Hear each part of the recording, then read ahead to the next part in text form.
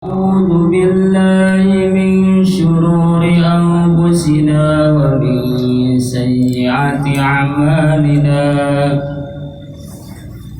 من يهد الله فلا مضل له ومن يضلل فلا هادي له أشهد أن لا إله إلا الله وحده لا شريك له وأشهد أن محمدا عبده ورسوله لا نبي بعده اللهم صل وسلم على سيدنا محمد وعلى آل سيدنا محمد أما بعد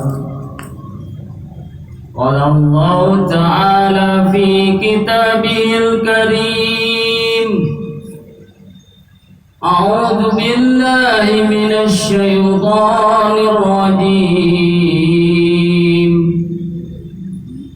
قل بفضل الله وبرحمته فبذلك فليفرحوا ومما يجمعون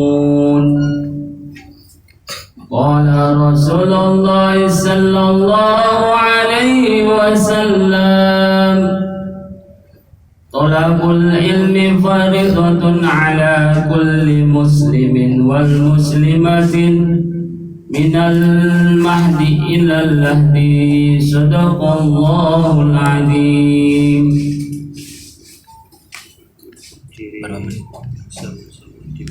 Hadirin yang dirahmati Allah Subhanahu. Rasulullah Sallallahu Alaihi Wasallam bersabda, "Thalabul ilmi fardhatun ala kulli muslimin wal muslimati." Mencari ilmu adalah kewajiban bagi setiap muslim laki-laki dan setiap muslim perempuan. Bahwa wajib, apa itu wajib? Apa itu wajib? Harus. Kudu. Wajib adalah kalau dikerjakan mendapatkan pahala, kalau tidak dikerjakan mendapatkan dosa. Kalau dikerjakan pasti, nah ini udah pasti nih, pasti pahala mah yang di sini udah dapat, pasti pahala udah dapat. Tapi ilmu tergantung dari masing-masing. Kalau ilmu tergantung daripada masing-masing orangnya. Karena di dalam majelis itu ada yang duduk, nyender, ada yang tidur, ada yang enggak serius. Ada yang serius mendengarkan, ada yang mencatat.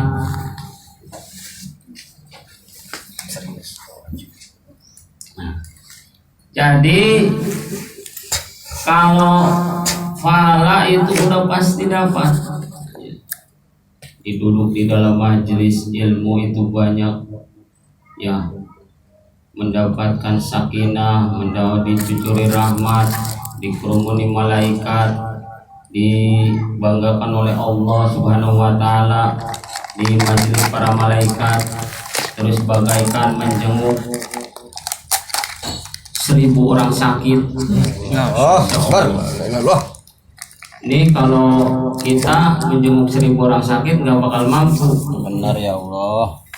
Terus nih yang kita hari-hari kita baca nih, berjalannya di pagi hari untuk mencari ilmu satu ayat dari kitab Allah, diamalkan tidak diamalkan bagaikan sholat 100 rakaat.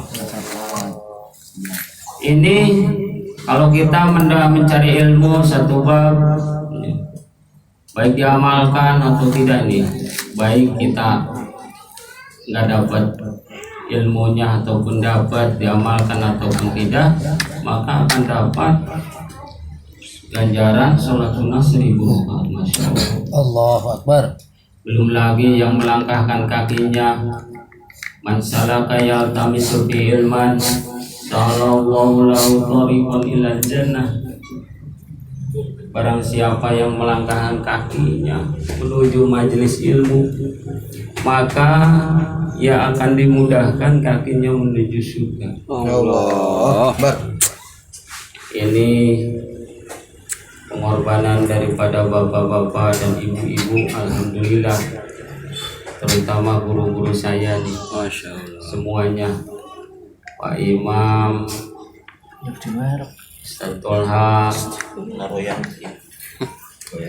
bersyukur kita kepada Allah Subhanahu wa Ta'ala, yang bersyukur karena sudah dikenalkan dengan usaha dakwah.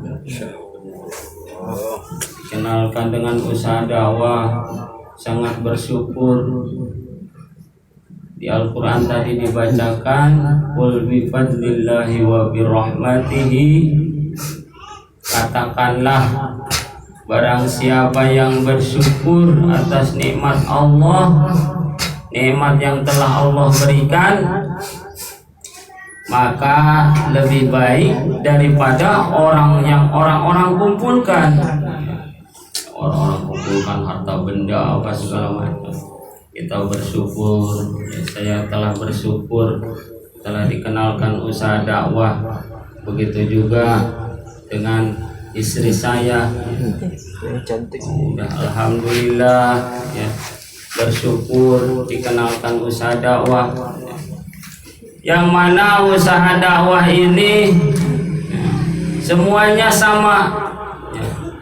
Dakwah tabligh, ada NU, ada Muhammadiyah, semuanya masing-masing mempunyai metode.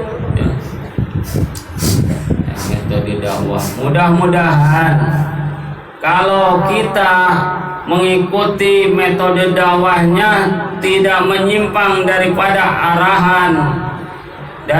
arahan guru-guru kita tidak menyimpang, lurus, maka tujuannya akan sama, yaitu menuju ahli sunnah wal jamaah, yang mana akan mendapatkan surganya Allah Subhanahu wa Ta'ala. Amin ya Allah.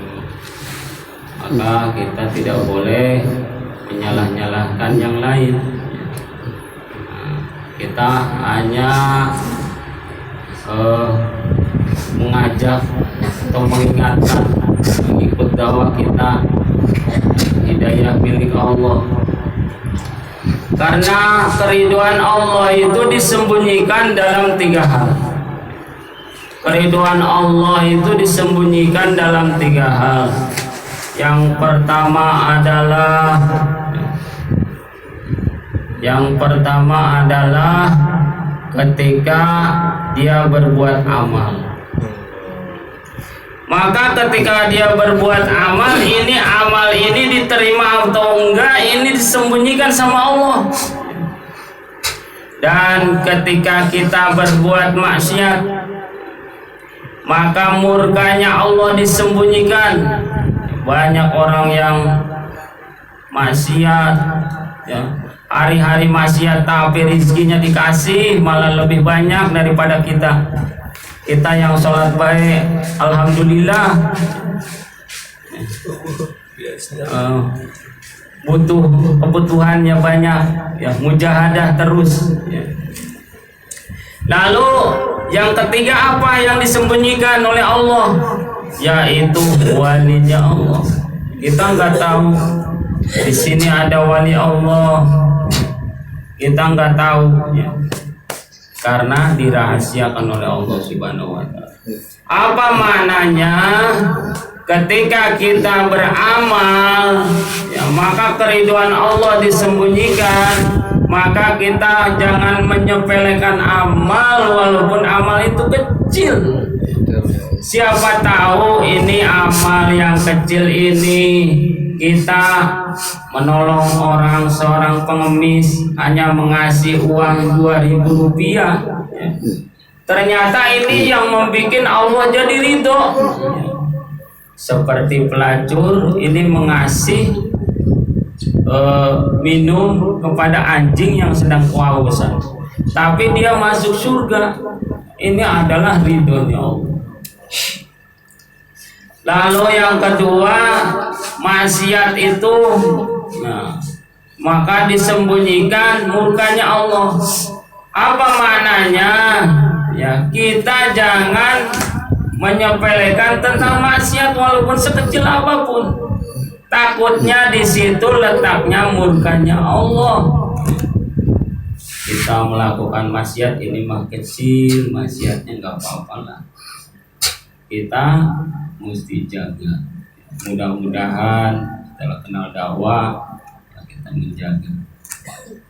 Lalu walinya Allah disembunyikan, kita tidak tahu ini dari orang dakwah yang udah 4 bulan atau dari orang mana, disembunyikan sama Allah.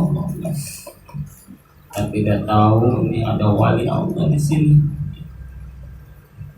Maka dan alhamdulillah bagaimana kita ini sudah mengenal Allah.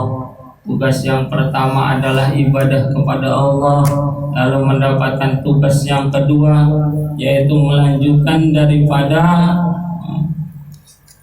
seperti Rasulullah, dakwahnya Rasulullah.